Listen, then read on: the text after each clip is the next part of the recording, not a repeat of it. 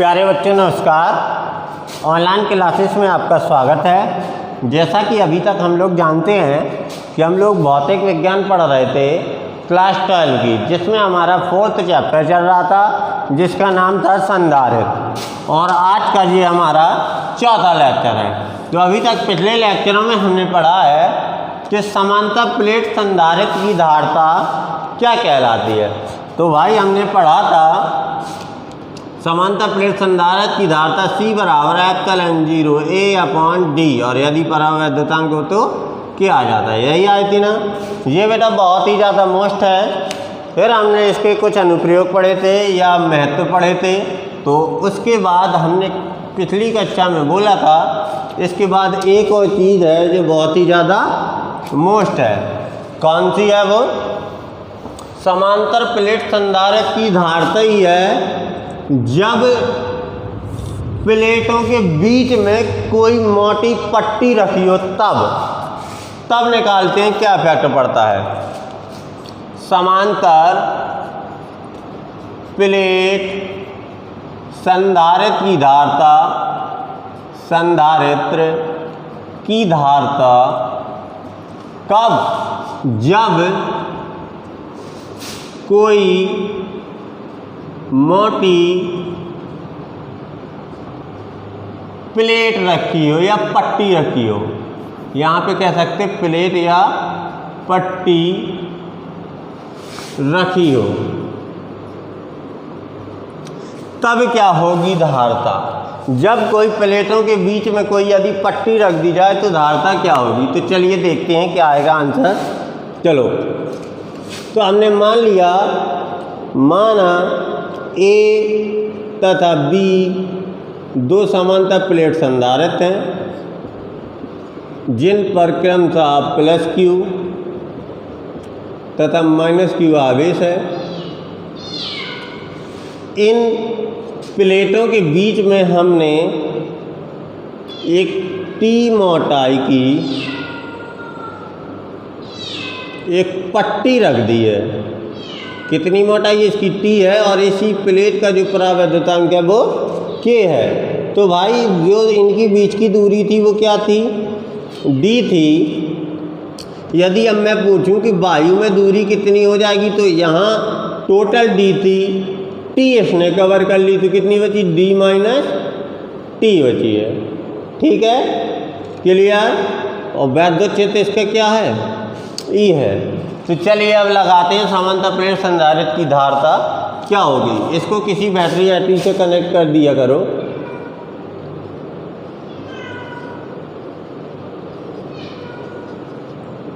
ठीक, ताकि आवेश की मात्रा मिलती रहे उसे। चलो, हमने क्या किया, माना A तथा B दो समांतर प्लेटें हैं। ठीक, ये मान लिया हमने A और B हैं, वो दो समांतर प्लेटें हैं जिन पर क्रमशः +Q तथा -Q आवेश है। ठीक, और इनका क्षेत्रफल जो है वो A मान लिया और बीच की दूरी D है। इन प्लेटों का क्षेत्रफल A है। प्लेटों के बीच की दूरी D है।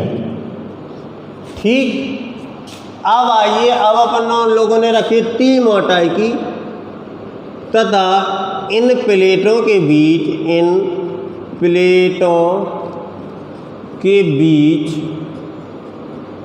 T मोटाई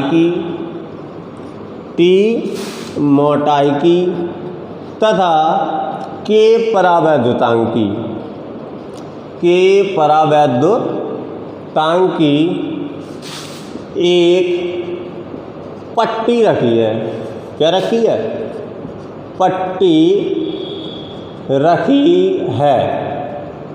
तब देखिए अब आखिरकार क्या होगा जब हमने एक पट्टी रख दी है और वैद्युत क्षेत्र क्या मान लिया, वैद्युत क्षेत्र E है, ठीक। तो देखिए क्या होता है। अच्छा भाई एक बार बताइए, यदि मैं कहूँ कि वायु में वैद्युत क्षेत्र की तीव्रता है वो क्या होगी, तो वायु की बात हो रही है। जब ये प्लेट ना रखी हो तब क्या होगी वैद्युत क्षेत्र की तीव्रता, तब पहले निकालते हैं वायु में वैद्युत क्षेत्र। तो वायु में वैद्युत क्षेत्र E1 मान लीजिए क्या होता है, समापन एप्सिलॉन 0 अर्थात Q/A/0, यही होगा।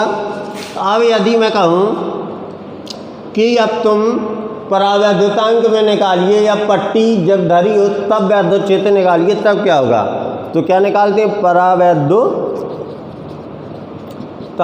में वैद्युत क्षेत्र। तो परावैद्युतांक में वैद्युत क्षेत्र निकालते हैं, वो मान लिया हमारा E2 है। क्या आ जाएगा भाई, परावैद्युतांक कहाँ जाता है, नीचे A/0।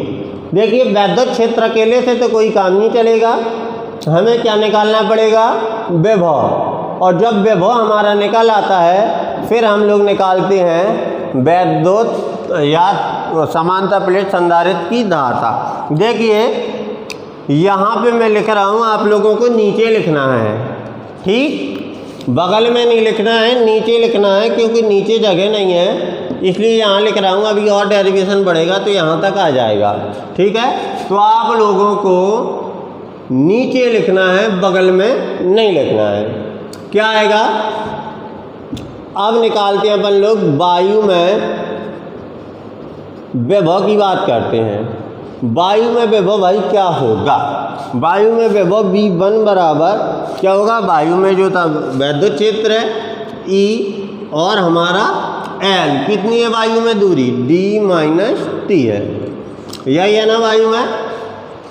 वायु में दूरी कितनी बची, D-T बची। देखो ये वही आया विभव प्रवणता से V/L, L की वैल्यू है ये। अब हम निकालते हैं E की वैल्यू रखते हैं, तो V1 बराबर हमारे पास आएगा Q/A/0 D-T। हम निकालते हैं भाई किसमें विभव, परावैद्युत में विभव, परावैद्युत में विभव। तो परावैद्युत में भाई विभव निकालेंगे V2, तो वैद्युत क्षेत्र की तीव्रता क्या है E2, और परावैद्युतांक की जो दूरी है वो कितनी, ओनली T मोटाई, तो यहाँ आ जाएगा T। E2 की वैल्यू रख देंगे तो V2 इक्वल आ जाएगा हमारे पास, क्या आएगा, Q/K/A/0 T। अब यदि मैं बात करूं कुल विभव क्या होगा, तो चलिए निकालते हैं कुल विभव। कुल विभव V बराबर V1 प्लस V2, तो V बराबर V1 हमारे पास ये है Q/A/0 D-T, और हमारे पास V2 ये है Q/K/A/0 T। देखिए भाई कॉमन क्या आ रहा है, चलिए यहाँ लगा लेते हैं, कॉमन क्या आ रहा है, देखते हैं क्या आखिरकार कॉमन आता है। तो देखिए B बराबर क्या है, Q/A/0, क्या बचा हमारे पास D-T और प्लस T/K, यही बचा ना। देखिए विभव निकल आया, जो मेन काम था विभव। अब हम संधारित्र की धारता तो निकाल ही लेंगे। संधारित्र की धारता क्या होती है, C बराबर Q/B, Q की वैल्यू या फिर B की वैल्यू सीधे उठा के रख देंगे, तो Q/B की वैल्यू क्या है, Q/A/0 D-T प्लस T/K। तो Q से Q कैंसिल जे जाएगा ऊपर, तो C बराबर हमारे पास आ जाएगा A/0 D-T प्लस T/K। ये हमारी आई है, जब पट्टी रख दी जाए तो संधारित्र की धारता क्या होगी, A epsilon 0 D minus T plus T upon के। देखिए भाई इसको डाल लीजिए बहुत ही ज़्यादा मोड, क्योंकि क्वेश्चन यही अक्सर आता है कि समांतर प्लेट संधारित्र की धारिता ज्ञात कीजिए जब उनके बीच टी मोटाई की कोई पट्टी रख दी जाए। तो हमने क्या किया, माना ए और बी दो संधारित्र हैं जिनके बीच की दूरी डी है और आप इस क्रमशः Q1 और Q2 या प्लस Q और माइनस Q है, कुछ भी जो दिख रहा है वही लिखा जाता है। फिर हमारा क्या है, बीच की दूरी डी है, क्षेत्रफल ए है, टी मोटाई की पट्टी रखी जिसका परावैद्युतांक के है। फिर हमने वायु में धारिता निकाली, तो वायु में भाई यही होती है, दूसरे लेसन में हम पढ़ चुके हैं, सिग्मा अपॉन एप्सिलॉन 0 होती, सिग्मा की वैल्यू ये रखी है। परावैद्युतांक में वैद्युत क्षेत्र निकाला E2 केला आ जाता है परावैद्युतांक में। फिर हमने यहाँ पे विभव निकाला, तो वायु में विभव निकाला, वायु के बाद परावैद्युत में विभव निकाला और हमारे पास कुल विभव आ गया। तो ये आया हमारे पास कुल विभव। अब हमारे पास जब कुल विभव आ जाता है तो संधारित्र की धारिता आराम से निकल आती है। तो C बराबर हमने निकाला और हमारे पास ये मिल गया। चलिए इसको नोट कीजिए, फिर इसके साथ ही कुछ विशेष स्थितियाँ लगेंगी, उनको सॉल्व करते हैं।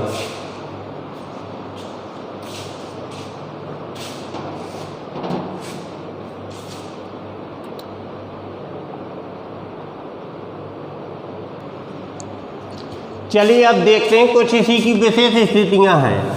तो आया क्या था, समांतर प्लेट संधारित्र की धारिता जब मोटी पट्टी रखी हो, C बराबर A epsilon 0 upon D minus T plus T upon के, यही आया था।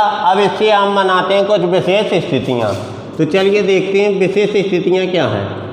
विशेष स्थितियां, विशेष स्थितियां इसलिए लिखी जाती हैं, कभी कभी क्वेश्चन में पूछ लेता है कि यदि टी की जगह पे यदि पूरी टोटल डी मोटाई की पट्टी रख दी जाए तो क्या होगा।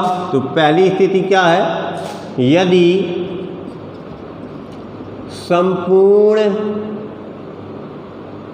संपूर्ण भाग में पट्टी रख दी जाए, पट्टी रख दी जाए। संपूर्ण भाग का मतलब है जितनी भी उनकी बीच की दूरी थी तो सभी में, तो डी काय के बराबर हो जाएगा टी के। चलिए रख के देखते हैं क्या आएगा। C बराबर A epsilon 0 upon D minus D की जगह टी रखेंगे, डी प्लस टी की जगह डी रखेंगे अपॉन के, डी से डी कैंसिल, ये के जाएगा ऊपर, तो क्या आ जाएगा के ए एप्सिलॉन 0 अपॉन डी, जो हमारी आई थी जब कुछ भी ना रखा हो या पूरी की पूरी प्लेट भर दी जाए तो भी क्या आएगी, यही आएगी। अब दूसरा वाला, यदि माध्यम क्या हो भाई, माध्यम वायु हो, जब वायु होता है माध्यम तो T अर्थात वायु की परत की मोटाई नगण्य होती है, तो T क्या हो जाएगा 0 और K कितना होता है वायु के लिए 1। तो चलिए रखते हैं, तो C बराबर A epsilon 0 upon D minus 0 plus 0 upon के का भाग 0 में देंगे 0, तो आ जाएगा ए एप्सिलॉन 0 अपॉन डी। यही होती है ना वायु में, देखो यहाँ वायु के की जगह 1 रख देना, यही आ जाएगा। अब यदि माध्यम क्या हो, धातु हो, तो क्या आएगा, यदि या फिर अनेक प्लेटें रख दी जाएं तो क्या होगा। तो तीसरा वाला पॉइंट पहले मान लीजिए, यहाँ पे ले लीजिए तीसरा पॉइंट, यदि T1 T2 T3 dot dot dot dot Tn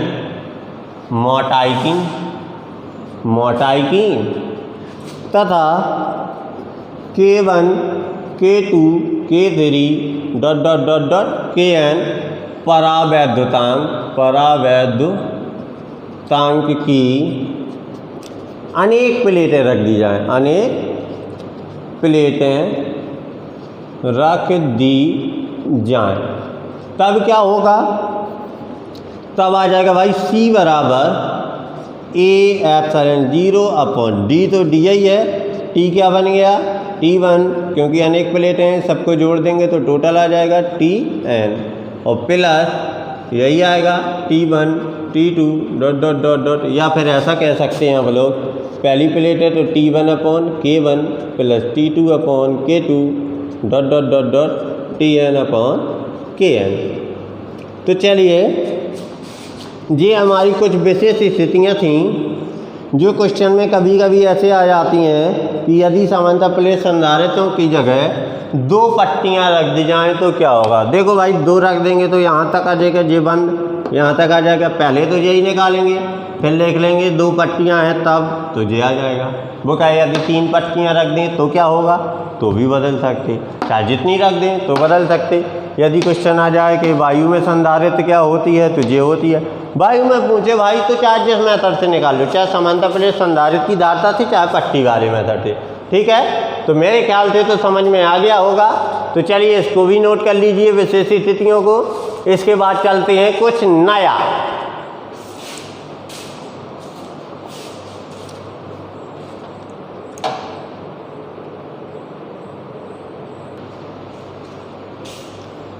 देखिए बेटा, अभी तक हमने जाना कि संधारित्र क्या है, संधारित्र की धारता 3-4 मेथड से निकाली हैं। पहली वाली निकाली थी विलगत गोलीय चालक से, फिर हमने निकाली है समांतर प्लेट संधारित्र की धारता, फिर हमने निकाली है जब कोई पट्टी डाल दी जाए तब क्या होगी। तो इस प्रकार से हमने कई टाइप की धाराएं निकाली हैं और फिर हमने संधारित्र की स्थित ऊर्जा भी निकाली है। अब हम इसमें कुछ नया पढ़ने वाले हैं। जैसा प्रतिरोधों में होता है, समायोजन होता है प्रतिरोधों में, श्रेणी क्रम का और समांतर क्रम का, ठीक इसी प्रकार संधारित्रों का भी समायोजन होता है। तो अब हमारी जो नई हेडिंग है वो डलेगी संधारित्र का समायोजन।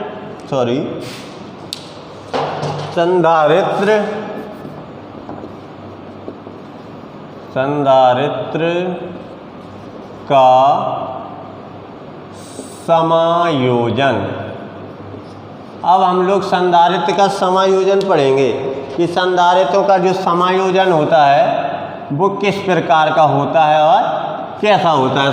संधारित्रों का समायोजन कितने प्रकार से होता है। तो संधारित्रों का समायोजन जो होता है वो होता है 2 प्रकार से। कितने प्रकार से? 2। तो नंबर 1 कहलाता है श्रेणी क्रम समायोजन, नंबर 2 कहलाता है पार्श्व क्रम या समांतर क्रम समायोजन।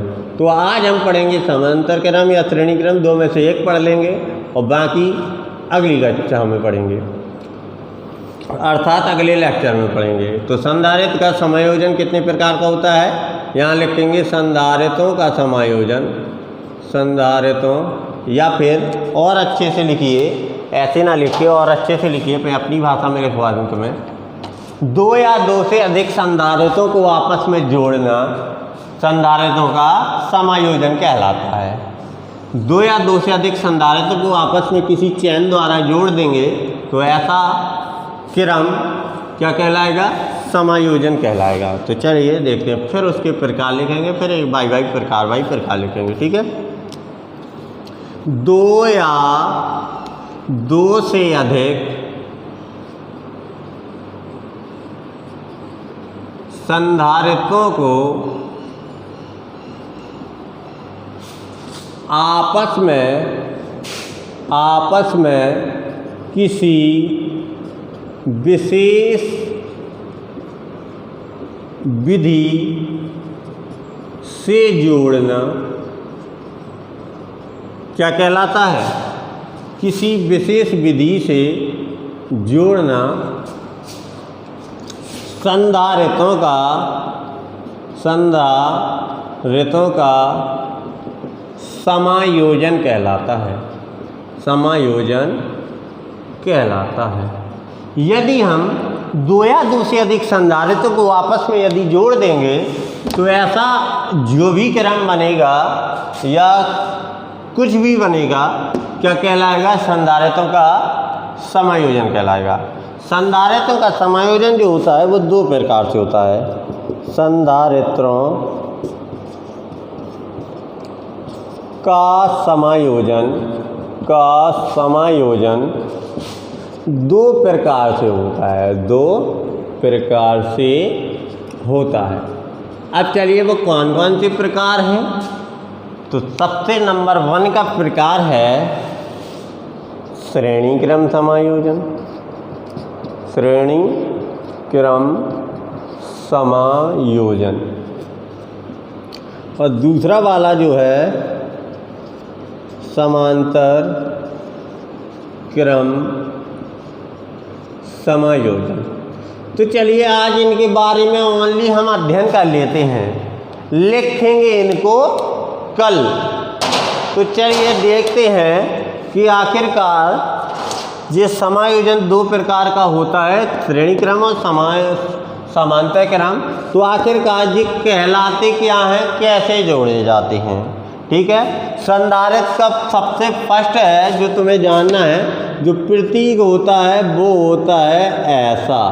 दो समांतर प्लेट हैं, ये फर्स्ट प्लेट और ये सेकंड प्लेट। जहाँ तक कि आप लोग जानते होंगे प्रतिरोध का जो क्रम होता है वो होता है ये भी क्वेश्चन कभी कभी पूछ लेता है कि संधारित्र को किससे प्रदर्शित करते हैं, तो ये है, या सी से प्रदर्शित करते हैं, कोई प्रतीक बताइए, तो ये साइन है।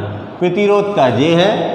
अब आते हैं प्रेरकत्व। अब मैं तुम्हें प्रेरकत्व भी बता दूं, तो प्रेरकत्व का प्रतीक ये है हमारा, ठीक है। इस इंटरमीडिएट में हम तीनों का क्रम पढ़ेंगे, श्रेणी क्रम समायोजन और समांतर क्रम समायोजन। किन किन का? संधारित्र का, प्रतिरोध का और प्रेरकत्व का, ठीक है। तो तीनों का हमें समायोजन पढ़ना है। ये वाला जो पढ़ेंगे, ये पढ़ेंगे 10वें लेसन में, और ये पढ़ रहे हैं अभी, और ये पढ़ेंगे अगले लेसन में, ठीक है। तो चलिए देखते हैं कि आखिरकार ये श्रेणी क्रम जो समायोजन है कहलाता क्या है, कैसे जोड़ते हैं। सपोज कर लो हमने ले ली पहला संधारित्र, फर्स्ट प्लेट, सेकंड प्लेट, और ये जोड़ दी हमने दूसरी संधारित्र से, ऐसे chain by chain, first plate, second plate. तो देखिए ऐसा समायोजन जिसमें ये वाला पहला संधारित्र है, ये वाला दूसरा संधारित्र है, और भी तुम लोग बड़ी परिभाषा बनानी हो तो एक और तीसरा संधारित्र ले लो, ये फर्स्ट प्लेट, ये सेकंड प्लेट, ये सीधरी, तो इससे भी बन जाएगा हमारा। देखना क्या है, ऐसा समायोजन जिसमें पहले संधारित्र की दूसरी प्लेट और दूसरे संधारित्र की पहली प्लेट आपस में जुड़ी रहती है, ऐसा समायोजन क्या कहलाता है? श्रेणी क्रम समायोजन कहलाता है। और बड़ी परिभाषा बनाई है, ऐसा समायोजन जिसमें पहले संधारित्र की दूसरी प्लेट, दूसरे संधारित्र की पहली प्लेट, दूसरे संधारित्र की दूसरी प्लेट, तीसरे संधारित्र की पहली प्लेट आपस में जुड़ी रहती है, उसे क्या कहते हैं? श्रेणी क्रम समायोजन कहते हैं। क्लियर? ऐसा समायोजन जिसमें पहले संधारित्र की दूसरी प्लेट, दूसरे संधारित्र की पहली प्लेट आपस में जुड़ी रहती है, उसे क्या कहते हैं? श्रेणी क्रम समायोजन। और फिर आप चाहो तो फिर जितनी लंबी खींच सको परिभाषा उतनी ही बना सकते हो। लो भाई हमने एक चौथा जोड़ दिया, तो अब आ जाएगा तीसरे संधारित्र की दूसरी प्लेट और चौथे संधारित्र की पहली प्लेट।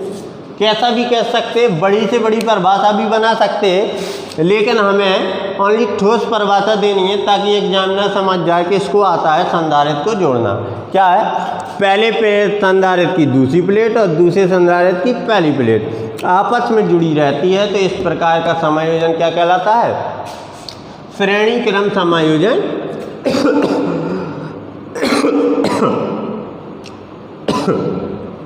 कहलाता है। ठीक,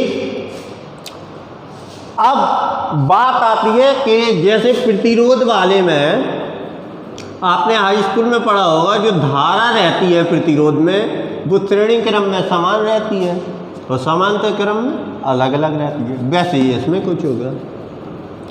इसमें क्या होता है? श्रेणी क्रम में आवेश तो समान रहता है और विभव अलग अलग रहता है।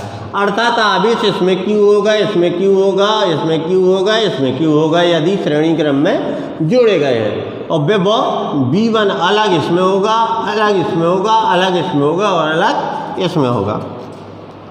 तो कल हम इसकी परिभाषा कुछ इस तरीके से लिखेंगे, ऐसा समायोजन जिसमें पहले संधारित्र की दूसरी प्लेट, दूसरे संधारित्र की पहली प्लेट आपस में जुड़ी रहती है, इस प्रकार का समायोजन श्रेणी क्रम समायोजन कहलाता है। श्रेणी क्रम समायोजन में सभी संधारित्रों में आवेश तो समान रहता है लेकिन विभव सब में अलग अलग रहता है।